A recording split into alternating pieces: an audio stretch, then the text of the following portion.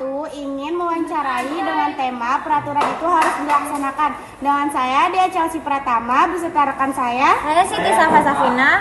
Saya Desvita Maharani. Saya Sri Nur Hayati. Saya Devi Safwati. Saya Putri Nailasta.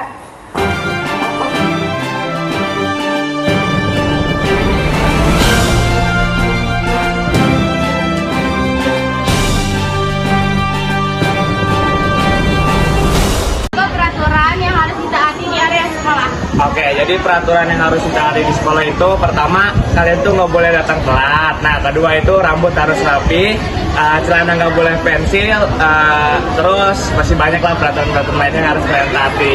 Udah, itu aja kan? Untuk pertanyaan selanjutnya, siapa saja yang bertanggung jawab dalam menegakkan peraturan sekolah?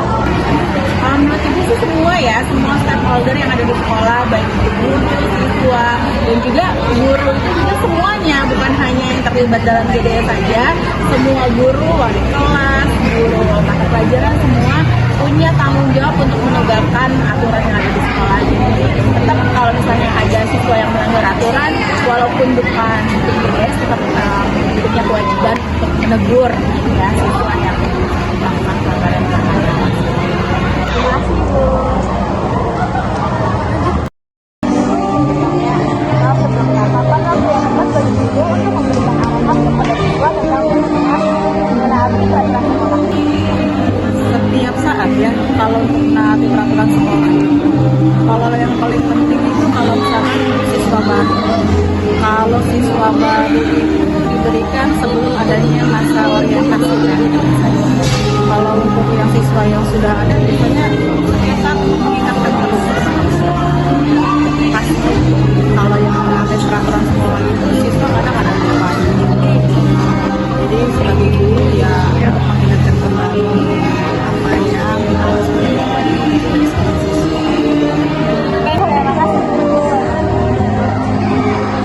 Di mana saja guru dan siswa bekerja sama untuk menegakkan peraturan sekolah? Di lingkungan sekolah ya pastinya, karena guru itu punya wewenang untuk mendisiplinkan siswa di lingkungan sekitar sekolah.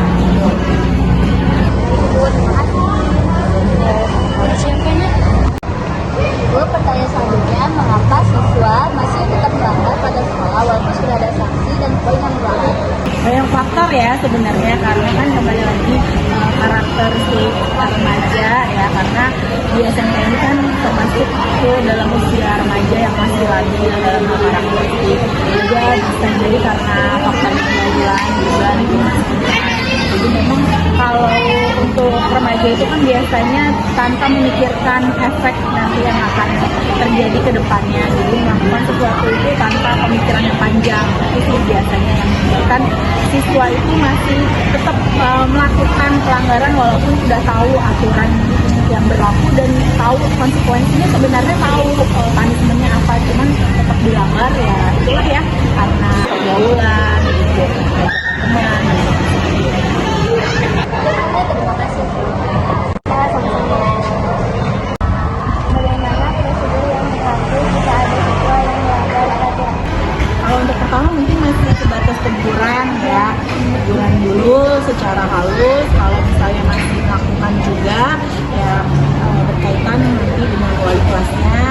Juga kalau masih belum bisa juga ya bisa jadi nanti akan masuk ke ruang BK dan tidak melakukan perjanjian, dan semua sih sebenarnya bisa dibicarakan baik-baik ya. Bisa orang tua perlu mengetahui kalau memang masih berkali-kali masih terus dilakukan dan tidak ada dari siswa, masih ada prosedur yang berbeda lagi yang harus dilakukan.